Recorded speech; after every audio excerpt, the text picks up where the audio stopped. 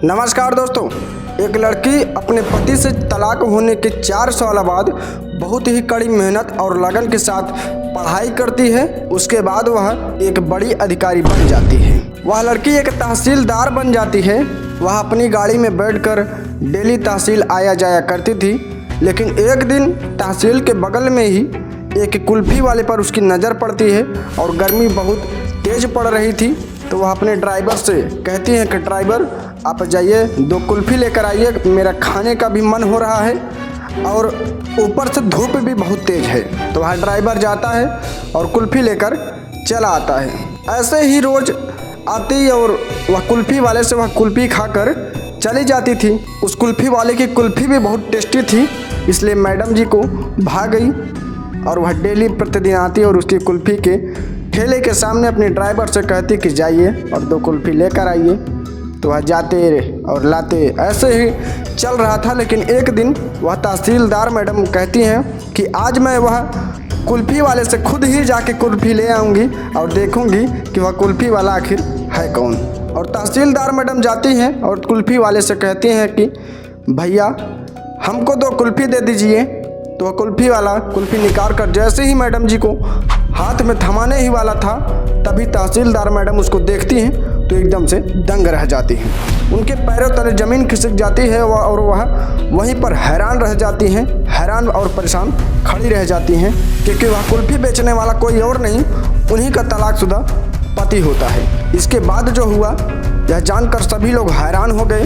तो बने रहिए वीडियो को लास्ट तक, कहानी बहुत ही रोमांचक और इंटरेस्टिंग है। इससे पहले कि कहानी शुरुआत करें, अगर आप चैनल पर नए हो तो प्लीज़ चैनल को सब्सक्राइब कर दीजिएगा, वीडियो को लाइक करके बेल आइकन को ऑल प्रेस कर दीजिएगा ताकि हर वीडियो का नोटिफिकेशन आप तक सबसे पहले पहुंचे। तो आइए बिना देरी के वीडियो को स्टार्ट करते हैं। नमस्कार दोस्तों, यह सच्ची घटना बिहार में रहने वाली विशाखा की है, क्योंकि विशाखा के पिताजी पढ़े लिखे एक सरकारी टीचर थे और उनकी बेटी पटना से ग्रेजुएशन की पढ़ाई कंप्लीट कर चुकी थी और सरकारी नौकरी के लिए भी तैयारी कर रही थी। सभी कुछ बड़े अच्छे से चल रहा था। विशाखा की 2 बहनें और एक छोटा भाई भी था। तो विशाखा के पिताजी सोचते हैं कि बेटी की उम्र शादी की हो गई है, विशाखा की शादी कर देनी चाहिए। इसके बाद 2 बहनें और हैं, इसकी और एक छोटा भाई भी है। तो सभी का एक एक करके शादी विवाह करना ही है। तो विशाखा के पिताजी उसके लिए लड़का खोजना शुरू कर देते हैं और आखिरकार उन्हें शहर मंगोर में एक अच्छा और पढ़ा लिखा लड़का मिल ही जाता है, जिसका नाम मनोज होता है। मनोज अपने माँ बाप का इकलौता लड़का था। उसके पिताजी का अपना खुद का अच्छा खासा बिजनेस और कारोबार था। खेती बाड़ी की ठीक ठाक ज़मीनें थी, किसी भी चीज़ की कोई कमी नहीं थी, अच्छा कमा खा रहे थे। और विशाखा के पिताजी सोचते हैं लड़का अच्छा है और घर परिवार भी ठीक है। तो विशाखा की मौसी से बोलते हैं, जिन्होंने यह रिश्ता बताया था, कि आप मनोज के घर उसके मम्मी पापा से इस रिश्ते की बात को आगे बढ़ाइए। तो इस पर विशाखा बोल जाती है कि पापा आप मेरी अभी से शादी के पीछे क्यों पड़ गए हो? मैं अभी और पढ़ना चाहती हूँ, कुछ पढ़ लिख कर बनना चाहती हूँ। इसके बाद आप मेरी शादी जहाँ चाहे वहाँ करा दीजिएगा, मुझे कोई आपत्ति नहीं रहेगी। लेकिन विशाखा के पिताजी कहते हैं कि बेटी तुम्हारा विचार तो सही है, लेकिन मेरी भी मजबूरी है। मैं अब बीमार रहने लगा हूँ, भगवान ना करे कल कोई अनहोनी हो जाए, हमारा परिवार बिखर जाएगा। मेरे कंधों पर बहुत बोझ है बेटी, और लड़का भी अच्छा है, पढ़ा लिखा है, अच्छी ज़मीन जायदाद है, सब कुछ बढ़िया है, तुम जिंदगी भर सुखी रहोगी। विशाखा भी अपने पिता की बातों को समझ जाती है और चुप हो जाती है। अब रिश्ते की बात आगे बढ़ाई जाती है।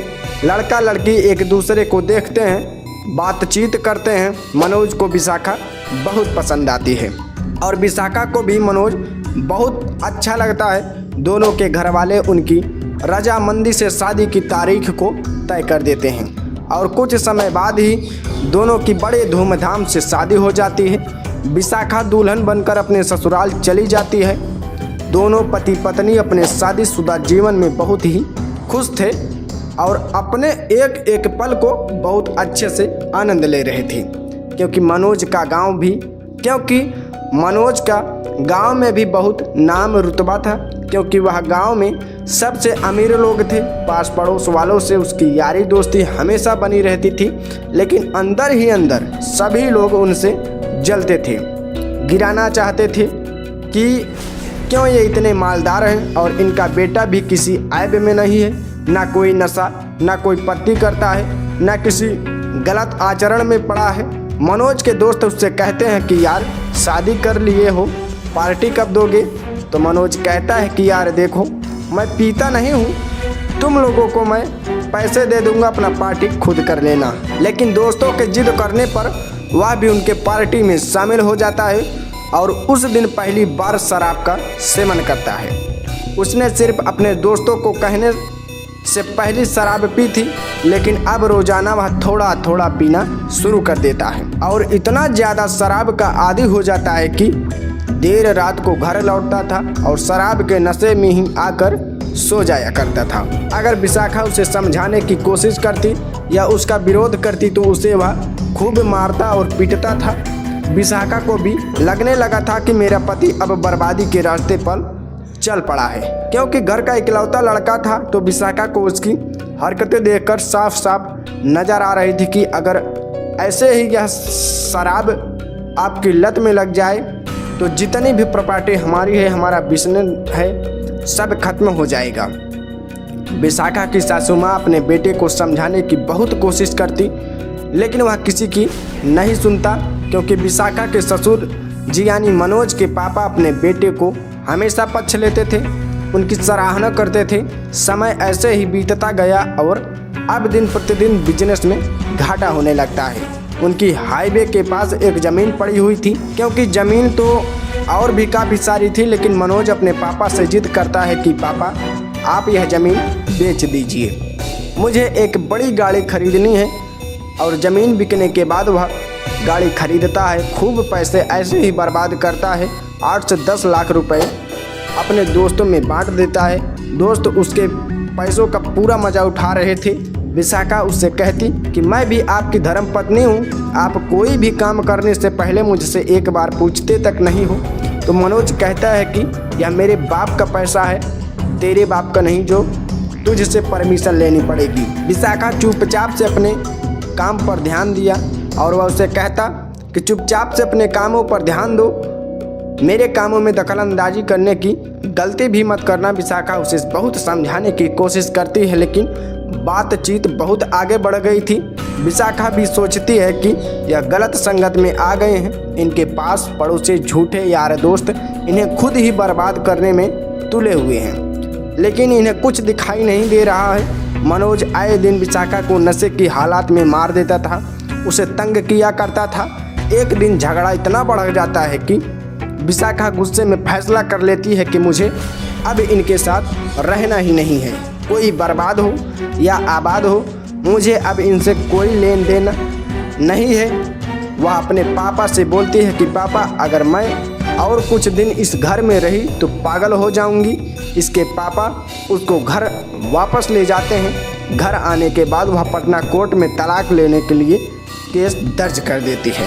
डिवोर्स की तारीख आती है तो विशाखा जज साहब से कहती है कि अगर यह अपनी सभी गंदी आदतें छोड़ दे, शराब पीना छोड़ दे, तो मैं खुशी खुशी इनके साथ ही रह लूँगी। लेकिन मनोज उसकी बात का कोई जवाब नहीं देता है और तलाक दे देता है और विशाखा को तलाक के पैसे भी दे देता है। विशाखा पटना में रहकर उन पैसों से अपनी पढ़ाई में लगा देती है और उधर मनोज अपनी ज़िंदगी को ऐसे ही नशे में पूरी तरह बर्बाद कर लेता है। उसके पिता भी हार्ट अटैक से मृत्यु हो जाती है, मर जाते हैं उसके पिता। तो वह और भी ज़्यादा शराब नशे का इस्तेमाल करने लगता है। उसकी सभी ज़मीनों को लोग हड़प लेते हैं और जो कुछ ज़मीन बची हुई थी वह उनको बहुत कम दामों में बेच देता है। और उधर विशाखा 4 सालों तक पढ़ाई में लगी रहती है और बीपीएससी का एग्ज़ाम देती है, यानी बिहार बीपीएस का पेपर वह सफलतापूर्वक निकाल लेती है और पास हो जाती है। तहसीलदार के रूप में उसकी नियुक्ति हो जाती है। कई शहरों में उसकी पोस्टिंग होती है। वह बड़े ही ईमानदारी के साथ अपनी ड्यूटी और फर्ज को निभाती है। सब कुछ अच्छे से चल रहा था। विशाखा और उसकी फैमिली बहुत खुश थी।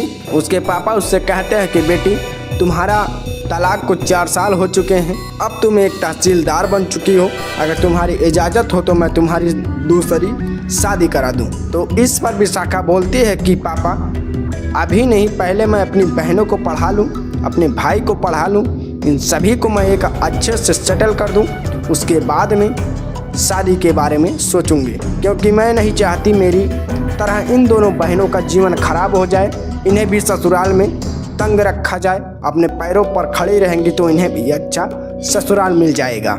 इतना सुनकर पिताजी भी चुप हो जाते हैं कि चलो बेटी ठीक है, जैसा तुम चाहो। समय ऐसे ही गुजर रहा था और फिर विशाखा की पोस्टिंग मुंगेर जिले में ही हो जाती है, जहां पहले उसका ससुराल हुआ करता था। एक तहसील में वह रोजाना अपनी गाड़ी में बैठकर आया जाया करती थी। तो तहसील के बाहर गेट पर एक कुल्फी का ठेला लगा हुआ था। गर्मियों का दिन था। विशाखा का कुल्फी खाने का मन करता है। वह अपने ड्राइवर से कुल्फी मांग कर कहती है कि जाइए ड्राइवर और एक कुल्फी लेकर आइए। अब रोजाना कुल्फी खाने लगती है। एक दिन खुद ही कुल्फी लेने के लिए पहुंच जाती है। वह कुल्फी वाला कड़कड़ाती धूप में खड़ा होकर कुल्फी बेचता था। तो विशाखा उससे कहती है कि आप यहाँ धूप में खड़े होकर कुल्फी क्यों बेचते हो? तो तहसील के अंदर ही पेड़ की छाया में लगा लिया करो अपने ठेले को, यहाँ बाहर बहुत तेज धूप है। तो वह लड़का पहले तो घबरा जाता है और फिर बोलता है कि ठीक है मैडम, देखते हैं, लगा लेंगे, क्योंकि उस लड़के ने अपने चेहरे को एक कपड़े से ढक रखा था और विशाखा भी मास्क लगाई हुई थी। दोनों एक दूसरे को देख नहीं पाते हैं, ना आवाज़ों को पहचान पाते हैं, क्योंकि दोनों में से हर किसी ने कल्पना भी नहीं की थी कि एक दूसरे के सामने ऐसे आएंगे। यह ऐसे ही 3-4 दिन गुजर जाते हैं। वह ठेले को अब तहसील के अंदर पेड़ के नीचे ठेला लगाने लगता है। विशाखा गाड़ी से अंदर आती है। उनका ड्राइवर कुल्फी ले लेता है। अब पैसे दे रहा था तो विशाखा देखती है कि आज इस लड़के ने पेड़ की छाया में अपने चेहरे को नहीं ढका हुआ है। तो वह उसे देखने की कोशिश करती है और जैसे ही उस लड़के का चेहरा देखती है तो वह हैरान रह जाती है, परेशान हो जाती है, क्योंकि वह लड़का उसी का तलाकशुदा पति मनोज था। करोड़ों रुपए की उनकी संपत्ति थी और आज वह कुल्फी बेच रहा था। विशाखा उसको ऐसी स्थिति में देखकर थोड़ा इमोशनल हो जाती है। ऑफिस में जाकर बैठती है तो काम में मन नहीं लगता। तो अपने गार्ड से बोलती है कि बाहर जो लड़का कुल्फी बेच रहा है उन्हें मेरे पास बुला कर लाओ। तो गार्ड उसके पास जाता है और बोलता है कि मैडम ने आपको ऑफिस में बुलाया है। इतना कहकर मनोज घबरा जाता है। गार्ड ने बोलता है कि कहीं मैडम मेरे ऊपर जुर्माना तो नहीं लगा देंगी, जो यहाँ तहसील के गेट पर कुल्फी बेच रहा हूँ। तो गार्ड ने उसे दिलासा देते हुए कहता है कि घबराओ नहीं, कुछ नहीं होगा। तो वह ऑफिस के अंदर जाता है और हाथ पैर जोड़कर खड़ा हो जाता है। बोलता है कि मैडम मुझे माफ़ कर दीजिए, मैं कल से यहाँ तहसील के अंदर अपना ठेला नहीं लगाऊंगा। तो विशाखा बोलती है कि अरे ऐसी कोई बात नहीं है, तुम अपना ठेला लगा सकते हो, लेकिन यह बताओ क्या तुम मुझे पहचानते हो? इतना कहकर वह मैडम अपने मास्क हटा देती है।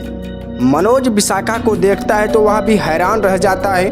तो विशाखा उसे बड़े ही प्यार से कुर्सी पर बैठने के लिए बोलती है, अपने कर्मचारियों से पानी जूस वगैरह पिलाती है और उससे उसकी ज़िंदगी के बारे में पूछती है, तुम्हारी यह हालत कैसे हो गई?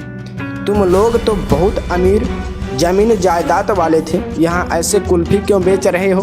तो मनोज सारी बात बताता है कि पिताजी की एक हार्ट अटैक में मृत्यु हो गई थी।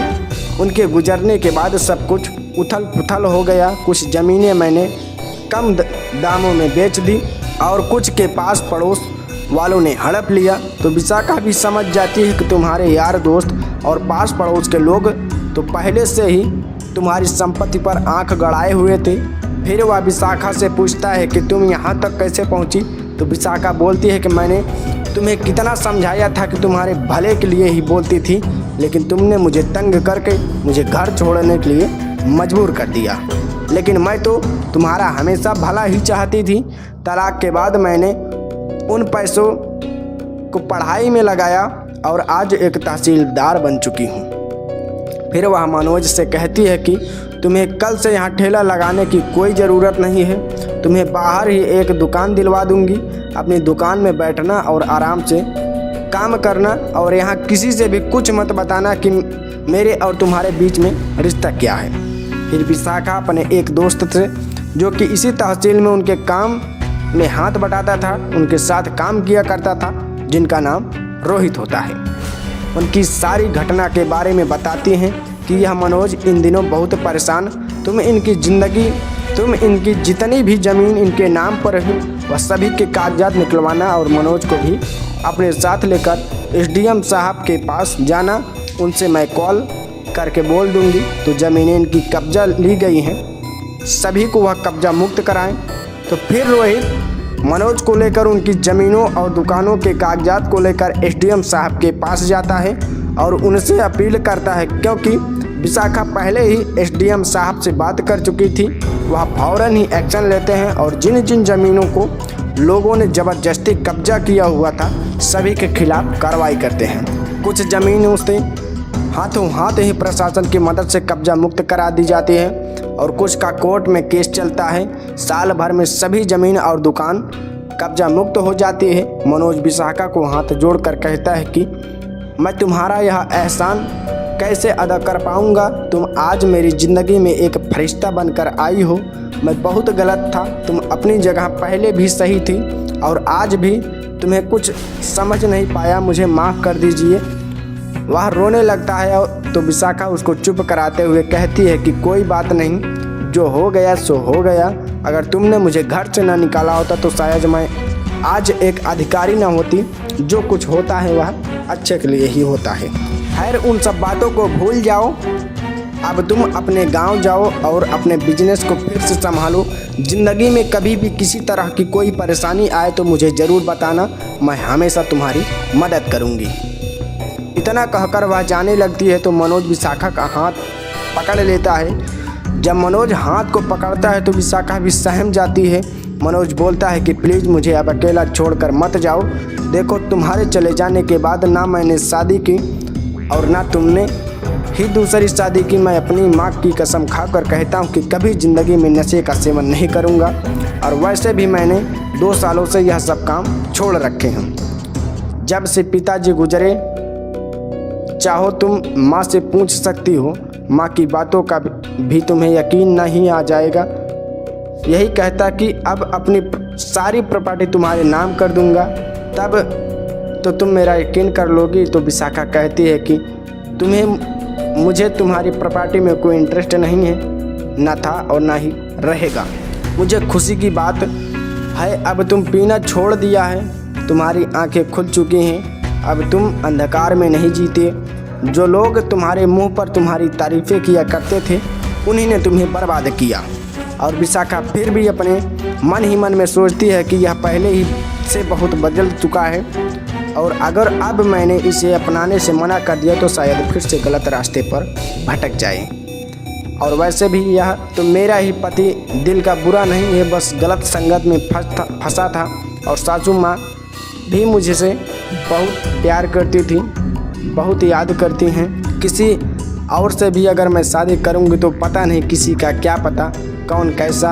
इससे पहले ही मैं प्यार करती हूँ और यह भी मुझसे प्यार करता है। हम दोनों को एक अब नई ज़िंदगी शुरू करनी चाहिए। शायद भगवान को यही मर्जी स्वीकार है जो मुझे इनसे यहाँ मिलाया। और फिर वह अपने पति के गले लग जाती है और उसे अपना लेती है। इसके बाद दोनों फिर से अपनी शादी कर लेते हैं और अपने नए जीवन की शुरुआत करते हैं। तो दोस्तों, यह कहानी आप सभी को कैसी लगी है? अगर पसंद आए हो तो वीडियो को लाइक करके चैनल को सब्सक्राइब जरूर कर दीजिएगा ताकि हर वीडियो आप तक जरूर पहुँचे। तो मिलते हैं फिर से एक नई और इमोशनल कहानी के साथ, तब तक के लिए जय हिंद।